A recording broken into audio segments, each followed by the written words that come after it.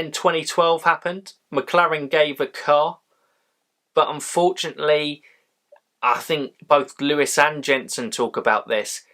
As a team, they seem to just overcomplicate things. They tried too many things. Like, they seem to change a load of things, on the pit stops, trying to get a massive advantage in the pits, and it led to kind of mistakes, frustratingly through the season, collisions and things. I mean, obviously, we've just recently watched the European Grand Prix as the F1 Rewind, and having a bad pit stop in that, and then his tyres falling away drastically at the end there, and defending desperately for a podium, and him and Pastor Maldonado coming together in clashing blows. And that essentially just kind of summed up the season. There were plenty of kind of mechanical failures for Lewis as well in 2012, and it would turn out to be a defining season for me, because the car was capable, bar the reliability issues. If he won that title at McLaren, do we still talk about Lewis being at McLaren nowadays? I don't know. Yeah, I think it's possible. I don't think it could be ruled out. I think, as you say, it was such a weird season because they came to Australia and McLaren were dominant. McLaren were easily the fastest team. They knocked out the front row in qualifying. They won quite comfortably in the race, and you sort of think, wow, this could be Button versus Hamilton for the title this season.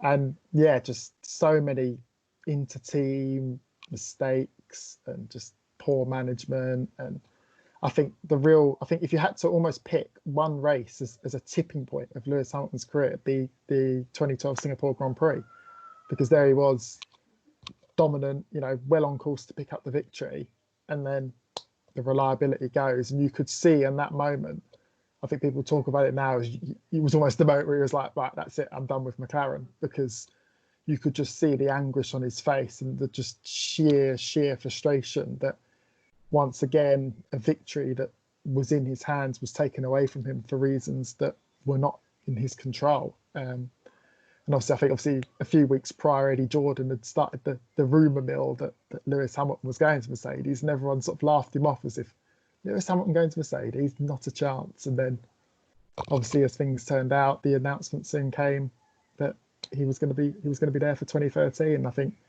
everyone was absolutely shocked. I think everyone thought, what's he doing? He's never going to win another championship now. I think people were starting to question it anyway.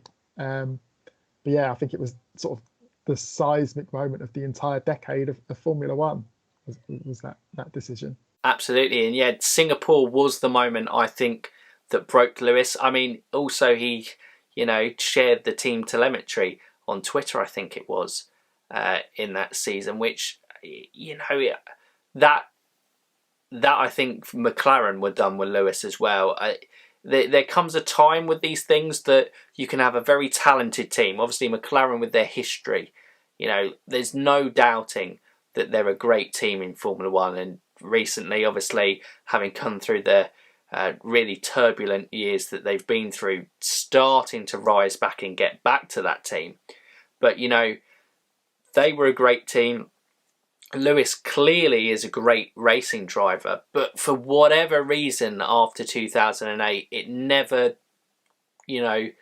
materialised in becoming an effective relationship again. And a little bit of that is to do with the off-track stuff. I think Lewis definitely wasn't in a great place, and obviously his relationship with his dad deteriorated over that time, and, leading to a time where he wasn't really coming to the races. Obviously, they've now thankfully rebuilt that relationship, and the family and everything is so important to Lewis again now. But yeah, it was absolutely huge, and that move to Mercedes, having seen what Mercedes had achieved up until that point, and in 2012 was only the team's first ever victory.